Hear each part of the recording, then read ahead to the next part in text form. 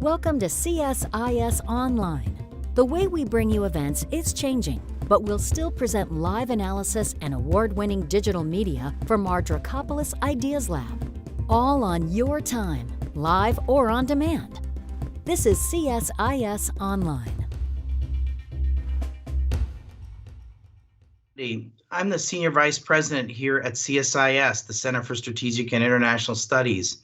I want to welcome our viewers who are live streaming this event for this very important conversation on what the United States owes its Afghan allies. Thank you all for joining us today. Today's discussion is visas for our Afghan partners. What does the United States owe its Afghan allies? I would have preferred that we maintain a small number of troops in Afghanistan, but that decision has been made. The events in Afghanistan are moving rapidly. Those Afghans that work closely with the U.S. military, with our allies, with the U.S. diplomatic, development, and intelligence communities are going to be at heightened risk to Taliban attack going forward. There are easily tens of thousands of Afghans who aided the U.S. over the last 20 years, in not just military operations, but also in the development, diplomatic, and intelligence communities.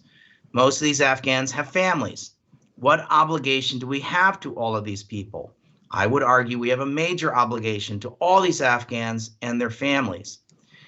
There has been significant action in the Congress to streamline the so-called Special Immigrant Visa, so-called SIVs process for our Afghan partners who worked with the U.S. military. That is one part of the Afghan community that I think we have an obligation to. There are likely going to be many other actions that may be needed. There are a lot of questions, such as, why does it take so long to process one of these special immigrant visas? How and where might an evacuation process take place? Who might be included? What other visa options exist outside of the SIV process? Let's jump right into our conversation. I want to welcome our panelists. We have with us Senator Jean Shaheen, who is the chair of the Senate Foreign Relations Subcommittee on Europe and Regional Security Cooperation, and she's the co-chair of the Senate NATO Observer Group, and she's been a consistent leader on these issues. Thank you, Senator Shaheen, for being with us. We also have with us today Ambassador Earl Anthony Wayne, who is a former Deputy Ambassador to Afghanistan. He's a senior advisor at CSIS, and he's been a conscience on Afghanistan with us here at CSIS. I'm really grateful to Ambassador Janice Jacobs, who's a former U.S. Ambassador and former Assistant Secretary of State for Consular Affairs, to help give us a better perspective on SIVs and visa processing. I'm also really grateful to Ambassador Ryan Crocker, someone I really admire, who is a former U.S. Ambassador to Afghanistan, Iraq, and Pakistan, and an advisor to an organization called No One Left Behind, an advocacy group that focuses on the SIV process. And finally, last but not least, I'm very grateful to have Jill Marie Busey, who's the Director of Public Policy for the Lutheran Immigration and Refugee Service. Jill focuses on the administrative advocacy in key immigration areas, one of those being the SIVs for Afghan wartime allies, and has a lot of up-to-date information on the situation in Afghanistan, and is going to bring a lot of really relevant information to this conversation. Thank you all for joining me today. I want to quickly remind our online viewers that this is an interactive online event. I invite you all to participate through submitting questions to our panel. To submit your questions, please go to our webpage at csis.org and click on Ask Live Questions Here button. Let me start with you, Ambassador Wayne. You've been a real partner to me on this issue. What is the challenge we are currently facing in Afghanistan? Well, of course, the big challenge is how do you move out of a war and still retain credibility and have good outcomes. And a number of the things we're going to talk about today are about U.S. credibility and responsibility, reflecting our 20 years in Afghanistan. When the announcement was made by the president that U.S. troops were going to leave, it was also announced that many foresaw, and it has many people worried in Afghanistan, but it also reflects the fact that Afghan morale really sunk very quickly in a number of the security units.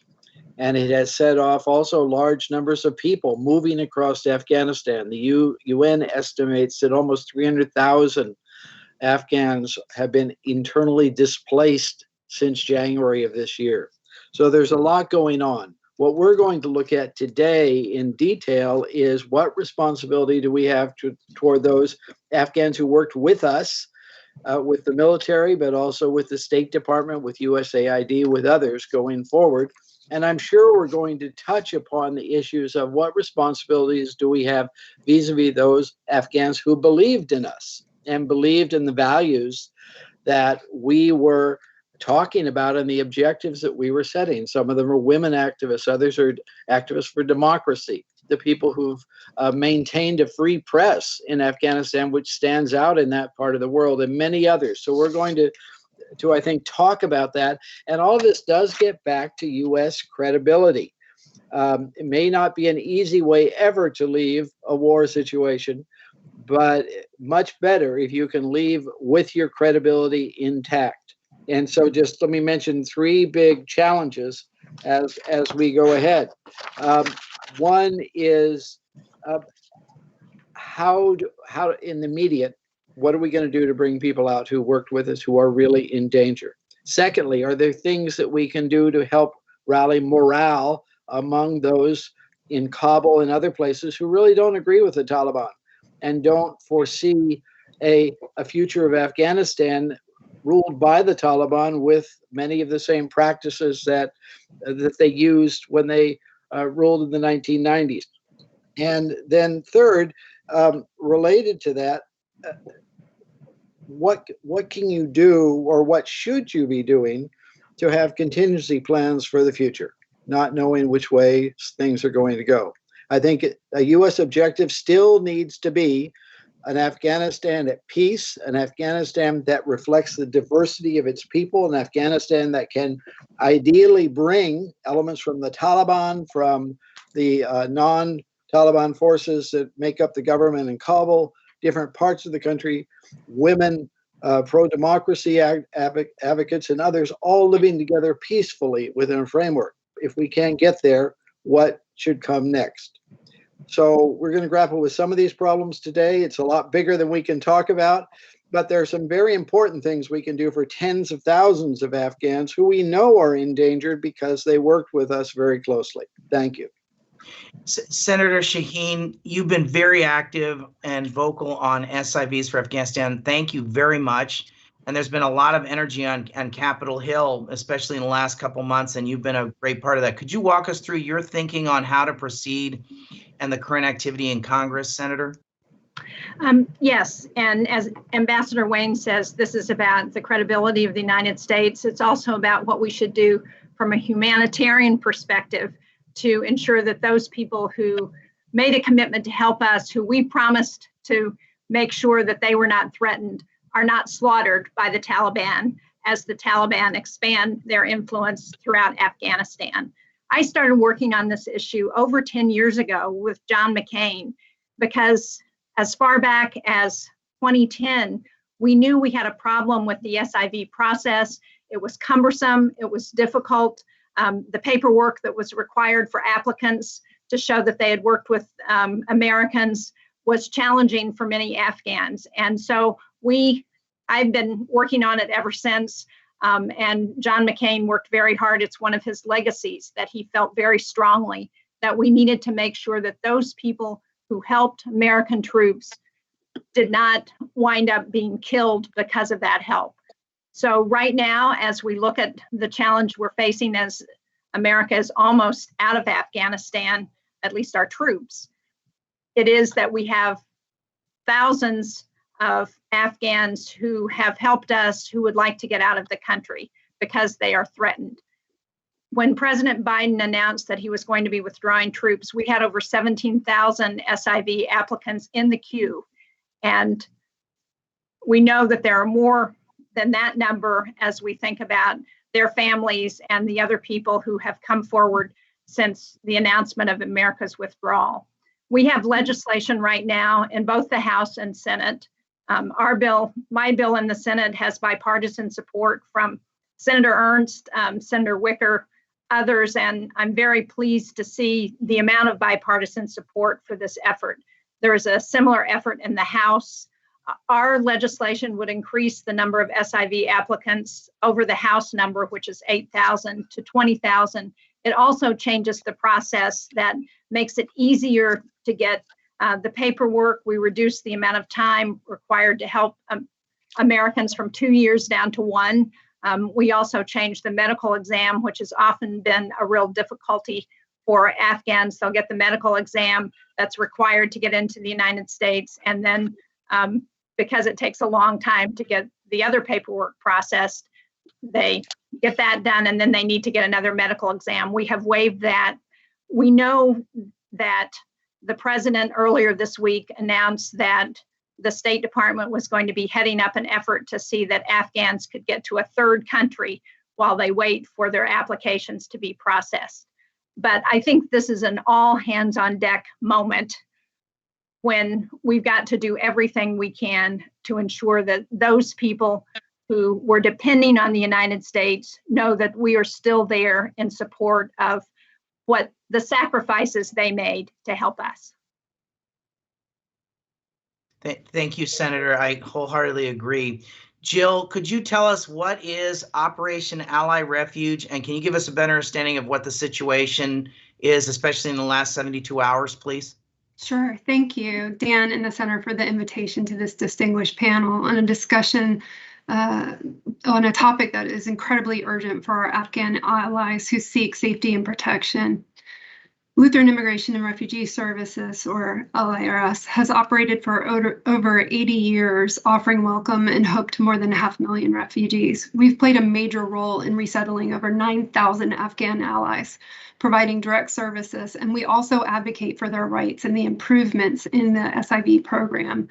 We have been working very closely in coalition with our non-governmental partners, Human Rights First, Veterans for American Ideals, the International Refugee Assistance Project, and the Association of Wartime Allies, as well as congressional champions like the Senator to call on the administration to evacuate this 18,000 Afghan ally population who have already applied for the Special Immigrant Visa.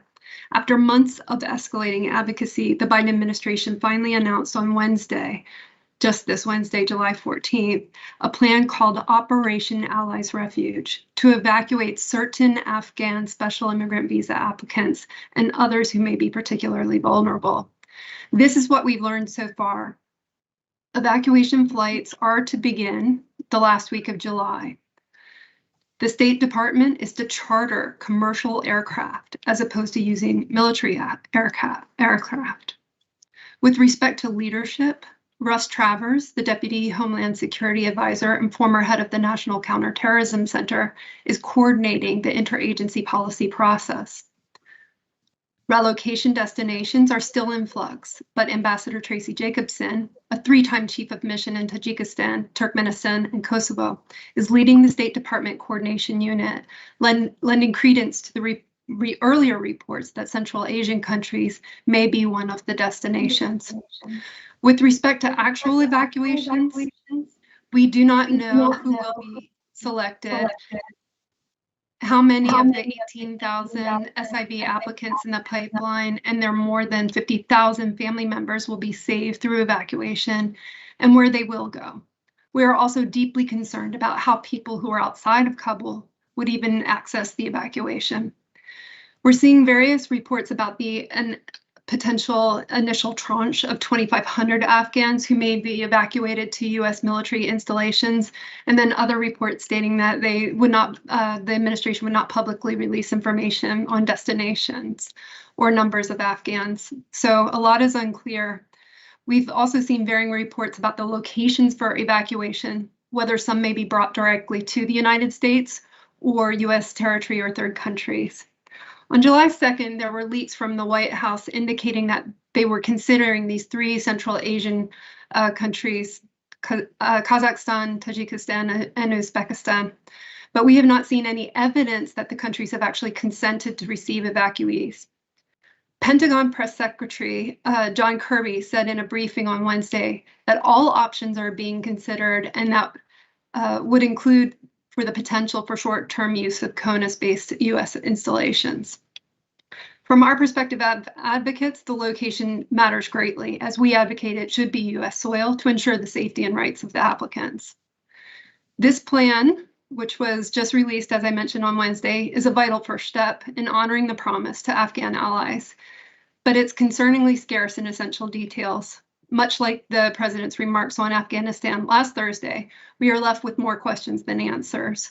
We understand the sensitivity of military operations, but these outstanding questions seem distant and disparate from the U.S. security considerations. We hope that the administration will recognize the need for information and prevent anxiety and further chaos by releasing details as soon as possible. Thank you. Great, thank you very much. Ambassador Jacobs, thanks for being here. Could you tell us what is the process like and why is it so challenging, Ambassador Jacobs? All right, thank you. And I want to thank all of the distinguished participants in today's panel. Everyone brings so much dedication and expertise on this subject. And also let me say that there isn't anyone involved in the SIV process that doesn't firmly believe that we owe the Afghans that have helped us. There's certainly a widespread commitment to trying to do that. This is a complicated visa process. Since the SIV program was established in 2009, we've issued over 20,000 SIVs. We still have a long way to go. It is complicated in part because of legislation and requirements laid out there, but also because of some of the difficulties involved for the Afghans themselves in trying to meet the criteria, in trying to gather the required documents. This has been a challenge, especially for those who worked for the military. Oftentimes, supervisors are no longer active members of the military, and it's hard to track them down. It's hard to get the proof of employment. It's hard to get the letter of recommendation. There is a list of documents required, but basically the process is that you have to show that you worked either for the U.S. government or for the international forces. After September 15th, it's a 2-year employment requirement. Before that, 1 year. You have to have a letter of recommendation. You go through what is called a chief of mission approval process, that there is a committee within the State Department that gets together to look at required documentation and then send that to the embassy in Kabul with a recommendation for approval.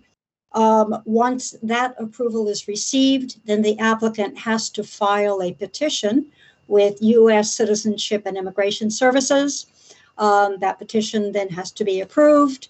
There are more documentation requirements for that. Eventually, once all of the paperwork is in order, someone can set up an appointment for a visa interview. That interview takes place, and then there is what is called administrative processing. And I have to tell you that right now, and I think historically, has been the longest delay in processing these applications. And what is that exactly? That's really a security vetting, a security review by different agencies in Washington to make sure that the applicant presents no threat to the United States. Once that is done, then they can, and the applicant is approved, they go ahead with the medical. Senator Shaheen has explained efforts to try to streamline some of this. Certainly the step on the medical makes a lot of sense so that they don't have to do that more than once. But it is a complicated process, and it can be difficult for people to especially get all the required documentation. The other challenge right now, of course, is we had a pandemic, and the visa sections around the world were closed for over a year. And so not much, if any, processing took place then. I will say that Embassy Kabul is trying now very hard to, process as many visas as they can. Unfortunately, they still have COVID issues. They had to shut down for 2 weeks not too long ago because there was a COVID infection within the embassy. So it is a complicated process, and I think anyone involved in it will admit to that, and it can get delayed at any one of those steps along the way. Let me just say real quickly on the latest effort to try to evacuate. the people. And the pipeline has roughly 18,000 people in it right now, but that pipeline's never really going to diminish because you can apply for this up until December of 2022. So the pipeline is always going to be constantly refilled, sort of as it's emptied out. So the numbers, yes, are significant, and we need to pay attention to that. But one shouldn't believe that, once we address 18,000 people and their family members, that it's over. No, this will continue until 2022. As far as taking applicants to a third country, and I suspect that there are negotiations taking place. Certainly, Ambassador Tracy Jacobson is the perfect person, I think, to be leading this effort at the State Department because she has a lot of experience in Central Asia. For any country that agrees to take on at least a certain number of the Afghan applicants, normally they're going to want a guarantee that the visas will be issued. In other words, if they let thousands of people in, these people are not going to be staying. They'll probably want guarantees on how long will they stay, and for sure we want to know that they're all going to get visas. We're not going to be able to offer those guarantees. We can never guarantee in advance that someone will get a visa. So there will be a certain number of people, just as there are now, who are going to be denied because they didn't meet one of the requirements that has been established. So there's that. And let me add that bringing applicants into the U.S. presents a huge issue for the State Department, because it could present challenges to the consular non-reviewability doctrine that is currently in place. And what is that? When decisions on visas are made overseas, denials cannot be challenged in U.S. courts. Once you get them on U.S. soil, denials can be, and probably will be, taken into U.S. courts, and that's a serious concern for the State Department. The non-reviewability has been carefully protected by the department. There are important reasons for that to remain in place. So those are some of the challenges. Deciding who is actually going to be evacuated, which family members are going to be able to accompany the principal applicants, as people have mentioned here, getting the word out into far-flung areas of Afghanistan. All of these are special challenges, and the White House is talking about moving people by the end of this month. So I suspect that that Ambassador Jacobson and Russ Travers and others working on this are getting very little sleep, because it is a huge, huge challenge. But I do know that the White House is committed to helping those that have helped us. And I can tell you, as I said at the beginning, the people involved from the consular perspective, from the visa perspective, also share that commitment. And one last thing is that certainly the State Department is going to be asked to surge to put additional consular officers onto this task. Consular affairs is fee funded.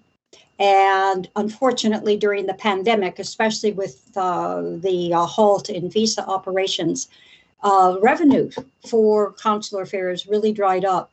So there are some financial issues, because you may have also seen in the news that the State Department is really being pressured to shorten the wait times for U.S. passports. So there are only a certain number of resources to go around. And I know that the State Department will certainly put as many resources as they can on the on processing SIVs. But do keep in mind that there are some challenges there as well. Okay, thank you. Ambassador Crocker, thank you for being here. What obligations do we have to the Afghans? And when we talk about SIVs, is that the totality of the universe of folks we need to be thinking about?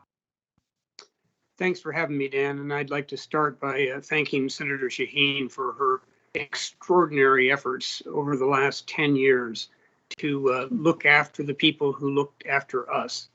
We are facing a lot of challenges, as my colleagues have just pointed out. Well, we would be facing a lot more had it not been for her continuous, steadfast dedication to fixing this problem. And a lot of fixes are clearly needed. But thank you, Senator. You've made a huge Thank difference. you. I would say that it is, again, a very fraught situation we face right now. We have those 18,000, and as we seek to move them out through a plan that clearly is being put together as it is implemented, none of this is going to be easy. One of the key concerns I think all of us would have is that, frankly, agency has now passed to the Taliban. We are effectively out of Afghanistan, and we are seeing what the Taliban is doing, taking over border crossing points, seizing district centers, as Tony Wayne pointed out. They are on the move. Anything we do on evacuations is going to require Taliban assent. Let's face it. We will not be there to secure the airport. Afghan National Security Forces, I'm sure, will be part of this.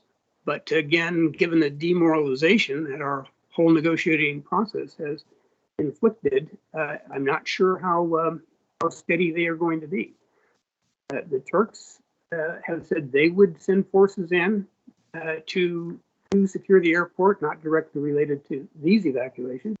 The Taliban has publicly warned them not to do it. So with all the other complications we're looking at, we've got to bear in mind that we gave up effectively U.S. agency on this matter and anything else relating to Afghanistan. Again, let's face it. So it's kind of up to the Taliban. And that is a very, very bad place to be. To the broader question, I think it is crucial that we find a way to do the right thing or things. We have a moral obligation here. It's also about our own national security.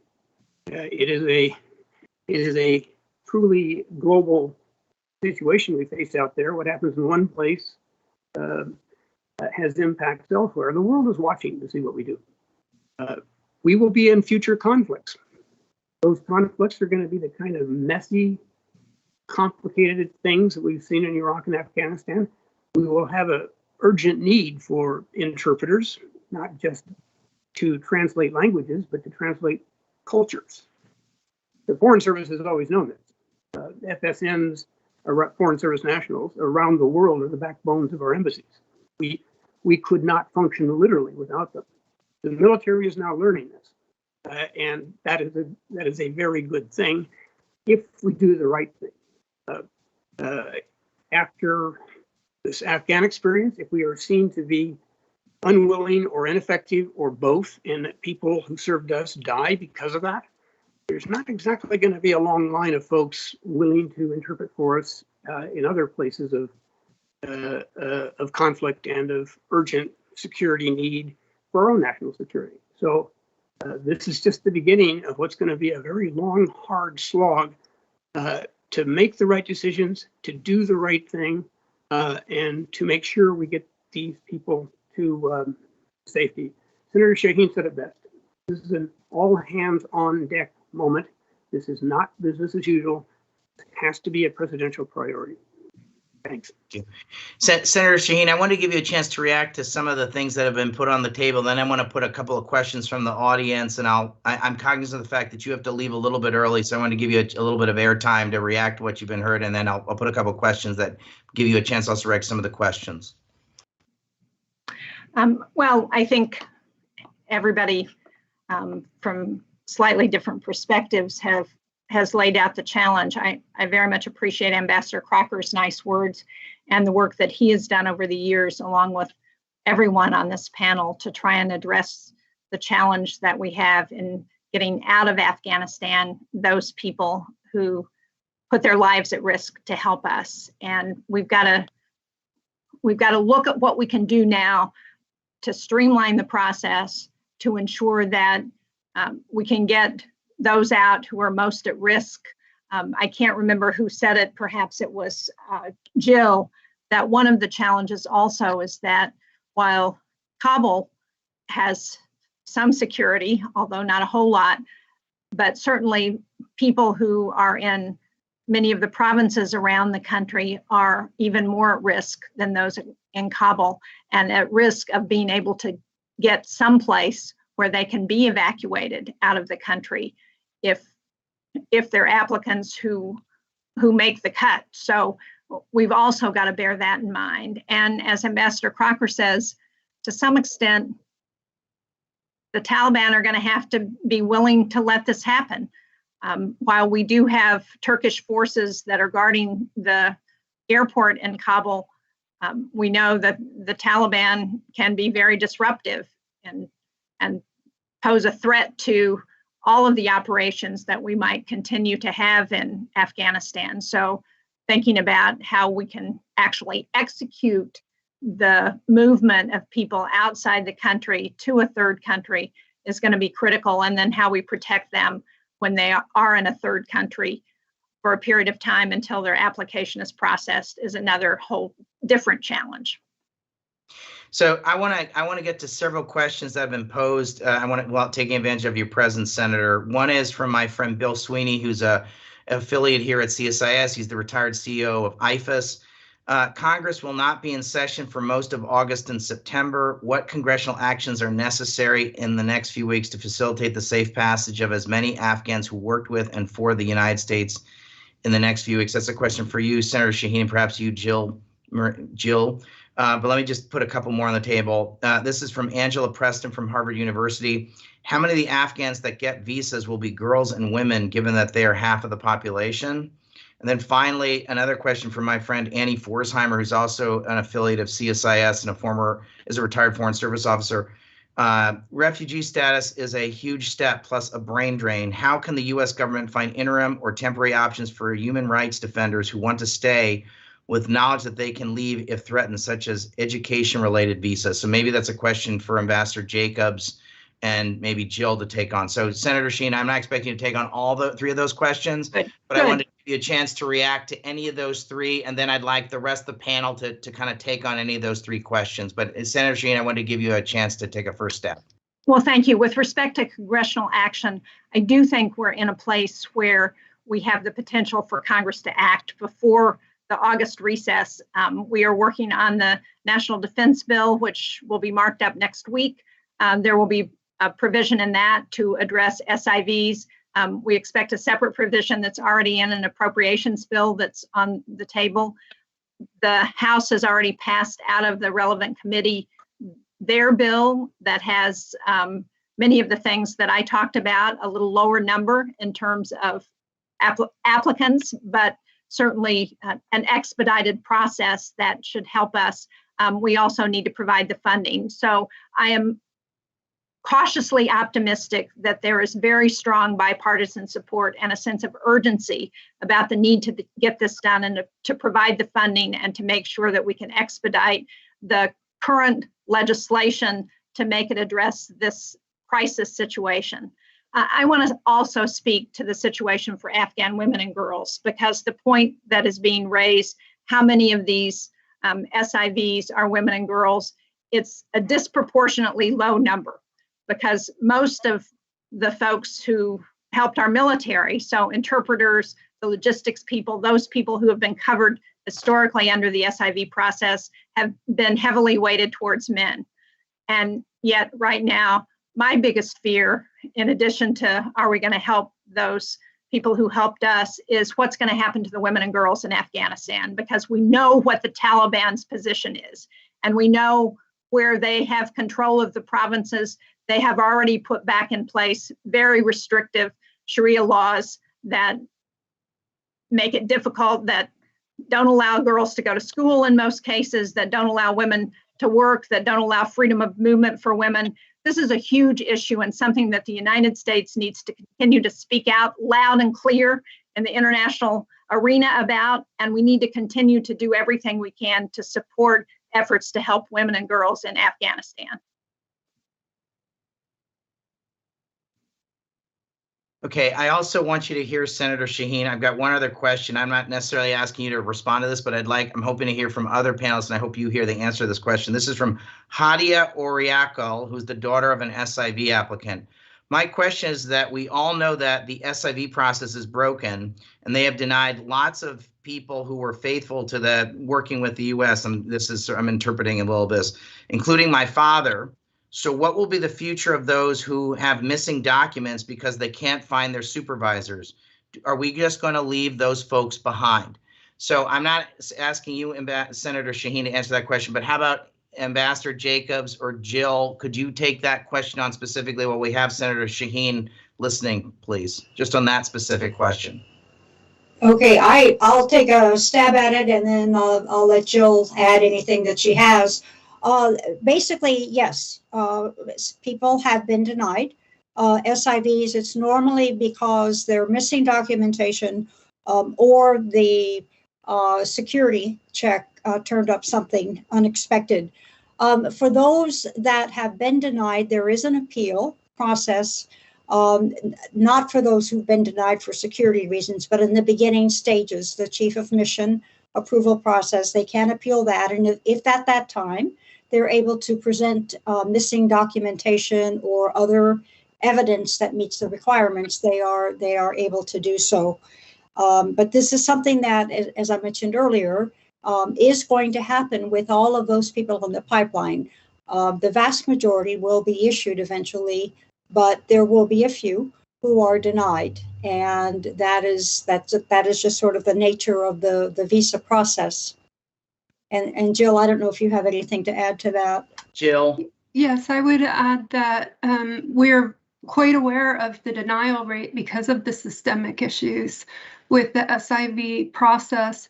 And so that is why we are advocating for evacuation to Guam or U.S. territory, where individuals would be able to access other forms of protection if their cases are denied, and they would be able to access legal counsel to help them through the application process. Those who are represented and have legal counsel or assistance with their applications have a much greater application approval rate. And so that is why we are calling on the evacuation to a place of not only safety, but also that would respect the rights of the individual applicants. I would also say, with respect to other vulnerable populations that should receive protection, there are many Afghans fleeing violence and persecution, and the lives of countless U.S. affiliated Afghans who do not qualify for SIV or other Afghan refugees and family members of Afghans in the United States are in grave danger following this withdrawal. We are one of many members of the Refugee Council USA, which recently urged the Biden administration to open and expedite additional pathways, such as utilizing the U.S. refugee resettlement, family reunification, and humanitarian parole programs to ensure that these Afghans are not left behind. For example, we've asked that the administration consider the use of humanitarian parole pursuant to INA 212D5 and would allow admission of Afghans for urgent humanitarian reasons or significant public benefit. DHS should also establish these parole programs for groups at risk, such as activists, journalists, humanitarian workers, and at-risk women and children, to give them expedited access and processing. Senator Sheen, do you want to react to anything you've just heard? No, just to agree with Jill. I think it's very important for us to look at other ways to help those people who may not qualify under the SIV process, but who are in danger because they worked with us in various other capacities. And again, just to reiterate, this is a real crisis situation. And so we've got to be creative about how we address it and recognize that the bureaucracy may have originally been set up because of certain circumstances, but this is a situation now where we've got to look for ways to make the bureaucracy work to help those people who are in danger. Let me add one more question, then I want to bring in Ambassador Wayne, Ambassador Crocker, Ambassador Jacobs. The focus has been on SIVs. Is consideration being given to processing Afghans of interest as refugees or under humanitarian parole? This is from Michael Island, who was former refugee coordinator for the U.S. Embassy in Bangkok between 1980 and 1983. So any of the questions, Ambassador Wayne, let me give you a chance to come into this conversation, react to any of the questions that have been put on the table, including this last one. Thank you, Dan, and thanks to everybody. Senator, thank you for all you've done also. And Jill, thanks for all you are doing now, you and your colleagues. And of course, for Ryan, who's been a voice of reason on Afghanistan for a long time. I think maybe I just give one experience. This morning, I happened to talk to a woman who has been very Afghan woman in Afghanistan who runs a program for young women to provide them with education. And she said, basically, she said, look, we're all very concerned about the future. It's a very emotional time. We hear all the stories of what the Taliban are doing. They're going back to their old practices in the districts they've taken over. They're burning schools and books. They're making, girls and women can't come out unless they're covered. On the other hand, we don't want the Taliban to win. We want to stay and do all we can to preserve the Afghanistan we have and make it better. So her bottom line was basically, please prepare ways that if worse comes to worse, you can help us. But right now, give us what we need to sustain ourselves also. So be supportive of us where we are, be prepared to help us if we need that extra help in the future. But we want to keep Afghanistan that we know now of diversity, of more rights for children and women, because all of us who right now are the leaders, we can't take all the kids with us. We can't take all the girls with us. We care for them. Ambassador Crocker, I'd love to bring you into this, and then Ambassador Jacobs. Thanks. I would just add my own voice to the issue of Afghan women and girls. That was a very early part of our efforts in Afghanistan. We had our first girls' schools up and running in January 2002. Then Chairman Biden came to visit. I was his host. He referred to that in his remarks last week. Is that part of the nation building that the president believes we should not be doing? Because we made education of girls a priority. When I got to Afghanistan the first time, beginning of 2002, there were 900,000 students, more or less, in Afghan schools, and all of them were boys. When I left Afghanistan for the last time as ambassador in 2012, we were talking about 8 million students, 35% girls. So now what? Those girls, those women stepped forward because we were saying, in effect, you step forward in education, in business, in the military, in journalism. You step forward, we got your back.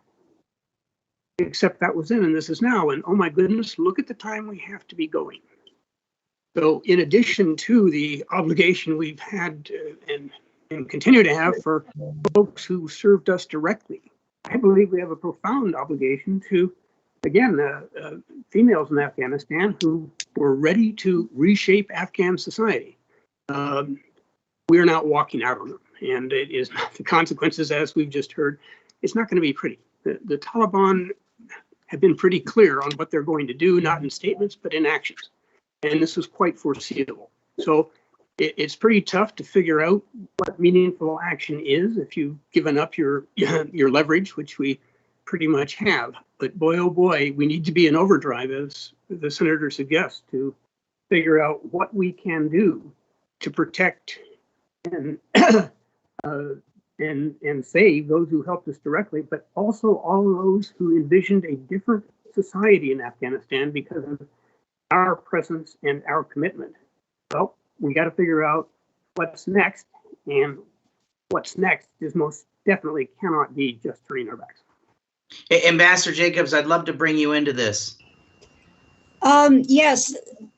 Well, from the last set of comments, it sounds like there are a good number of people who really don't want to leave Afghanistan, who want to stay there and create the society that they envision that is more diverse and certainly more freedoms for women and girls.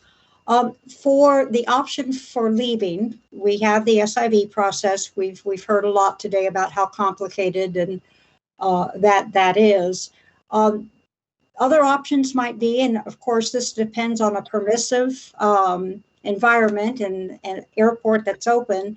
You could establish an in-country refugee program. If the Taliban does wind up being in charge, that could be very difficult. But that is an option for identifying people who are being persecuted and need to leave the country. And then Jill mentioned humanitarian parole. That would be another option that is under the authority of the Department of Homeland Security. I will say that traditionally humanitarian parole has not been used to move large groups of people. It's usually something that is used sparingly, but that doesn't mean that it couldn't be used in this particular instance to help women and girls in particular who are not going to be part of the SIV program. So there are options, but what I'm hearing today is what can the U.S. do to help those that want to stay, but to continue to improve Afghan society and be more inclusive and certainly continue with rights for women and girls. And that I don't have an answer for. I don't know if anyone else has comments on that. Jill? May I just add something about this concept of choice? Because during the president's remarks on the Afghanistan wind down last Thursday, he repeated what we believe to be a false claim, that half of the Afghans who were issued SIVs this year do not want to come to the United States and are remaining in Afghanistan by choice. We were really shocked and saddened to hear that claim made, as it doesn't comport at all with our experience in serving SIV visa holders. From our experience, our allies want desperately to come to the United States, as they have often been tracked by the Taliban in their own neighborhoods. However, the tickets for the few commercial flights out of Afghanistan are often cost prohibitive for most Afghans who have been fortunate enough, the few, to secure a visa. For those who cannot afford flights, they have to wait for an IOM flight. In the past, it could take months for those flights to be scheduled, and it's what causes the daylight between the visa issuance and arrival in the United States. When SIV recipients arrive via IOM flight, then they can be connected with us and our resettlement agency. We'll pick them up at the airport. We'll arrange for modest housing. We'll support them as they integrate. This is the work of welcome that we do. In fact, today we're welcoming a family of 12 in one of our locations, and we're honored to be doing that.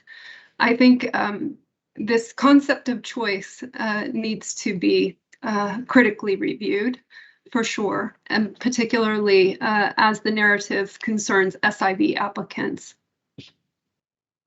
And let me just add a couple more questions here. Currently, this is a requirement for an SIV letter of recommendation. The supervisor's explanation of any ongoing serious threat you have experienced or are experiencing as a consequence of your employment by or on behalf of the U.S. government.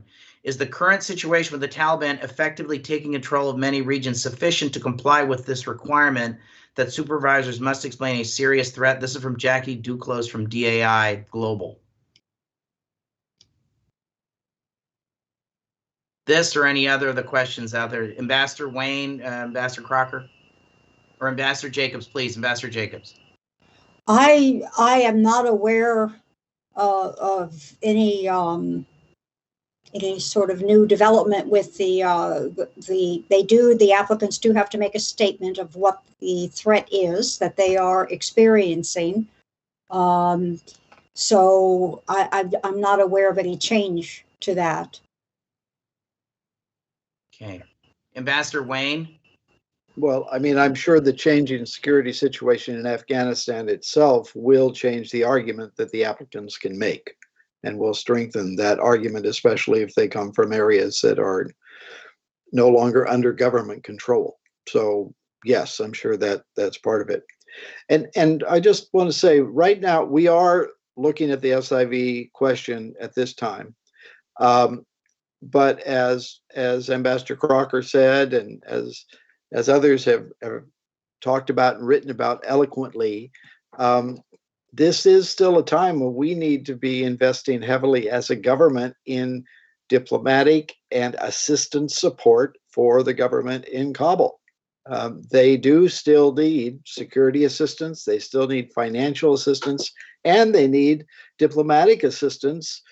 We should be having all of the countries of the region, as many as we can get, and others sending clear messages to the Taliban to seek a peaceful solution to this and to accept the other parts of the society in Afghanistan that don't share their views. So far, they have not done that. They have not indicated any willingness to do that. Part of the whole initial agreement that the United States negotiated with the Taliban had as part of that they were going to have a dialogue with the government in Kabul. That dialogue really has gotten nowhere. It has not been serious, and I'm sure right now it's well, in recent weeks and months it's been less serious. And even though it's not as much leverage as we would have had, as Ambassador Crocker made clear, did we still have all of our tools there and our troops there? We still need to use all the leverage we do have, which is the fact that Afghanistan gets 80% of its money to function from international donors. That's not going to change in the future, and people are not going to want to give any money to a government that oppresses big chunks of the population. Plus, you could have massive humanitarian needs emerging over the months ahead. And right now, there are over 2.5 million Afghan refugees outside of the country. You could see those numbers soar in a chaotic situation that evolves in the weeks and months ahead. Ambassador Crocker, I'd love to bring you into this conversation.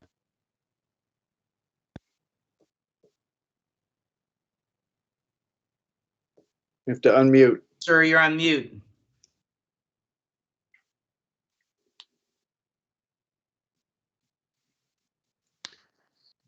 You're on. So what Tony said, of course, is something we all aspire to, the people doing the right thing. Well, this is, frankly, it's not going to happen. The Taliban have been pretty clear on what their agenda is. And this is the same Taliban that chose to give up power and give up the country rather than turn over to us the Al-Qaeda leadership that had perpetrated 9/11. So frankly, to say that they must now negotiate when they think they've already won with justification, it just simply isn't going to happen. Look, the where we are now, that path was set when the Trump administration agreed to sit down with the Taliban without the Afghan government in the room. Longstanding Taliban demand, we acceded to it. And in doing so, delegitimized the Afghan government and legitimized the Taliban. I made those points right from the start. At one level, though, I'd have to say, I wasn't terribly surprised. Wasn't really sure that I expected anything better from the Trump administration. I did expect better from the Biden administration. And boy, has that been a crushing disappointment. He has out-Trumped Trump. He is the one who made the decision that gets us militarily all the way out. He is Taliban agency. So it was quite a shock to hear him actually make that decision. Now he owns this policy. And I think he will live to regret that. I think this will be a permanent stain on his presidency. Let me give we got 5 minutes left. I want to give folks sort of a minute to think about what are the immediate next steps we need to be taking over the next either 2 weeks to the next 3 months. So Jill, let me start with you, and each of you go around the table. The next 2 weeks to the next 3 months. Jill? I would like to see the evacuation flights start now and getting people to Guam. The Guam leadership has said that they're ready, willing, and able to welcome our allies who have served. They have done it before. There is precedent for it, and they frankly have the hotel space, etc., to welcome our allies. So I would like to see those flights being taken right this very minute. There's no reason to delay any further for that. Ambassador Wayne, what needs to happen in the next 2 weeks, next 3 months? Well, we do need to move vigorously with the evacuation process and also with the processing of others, not only those who are in the pipeline, but those who have legitimate cases to be considered. And I think there are many. A lot of people got bumped out for questionable reasons, imperfect information. That needs to be really an active process. Secondly, we need to find ways to get support in to Kabul and to others, both humanitarian support, but also economic, financial support and military support. And hopefully there will be a rallying together to help hold the situation and get us back to a position where there can be more serious engagement to get to peace. And then third, we need to develop our contingency planning for those who are going to need assistance, both humanitarian assistance when they're on the move in the country or out of the country, but also those who worked very closely with us, but not for us, in those contingency situations, and those who want to right now work and preserve the values they believe in. But we have to be ready to help them no matter what evolves, it seems to me. Ambassador Jacob, what needs to happen over the next 2 weeks, to the next 3 months? Well, I would say any efforts by Congress to streamline the SIV process are welcome. So hopefully, Senator Shaheen talked about a number of measures. Hopefully those will get through. I agree with Jill that we need to start moving people as soon as possible. I understand the security reasons that the White House doesn't want to talk a lot about countries that we're talking to and all of that. But eventually they're going to have to make public the evacuation plan and where these people are going. And then it's consular affairs and also Homeland Security will have to figure out a surge program in order to have sufficient resources to process large numbers of people, hopefully more quickly than has happened in the past. And I have to say, I'm hoping that they brought Russ Travers on board so that he can help speed up the security vetting, the so-called administrative processing that takes place, because that really has been one of the major bottlenecks. And that, of course, depends on a lot of different agencies also throwing sufficient resources at this issue and moving more quickly. Okay, Ambassador Crocker, I'm going to give you the last word. 2 points. First, treat this as the emergency it is with respect to those who serve. All of these changes to SIV processing, important stuff, it isn't going to help now. We have got to resort to emergency measures. We need to drop requirements for all 14 or 13 boxes to have been checked. We need to get these people to safety and then sort it out.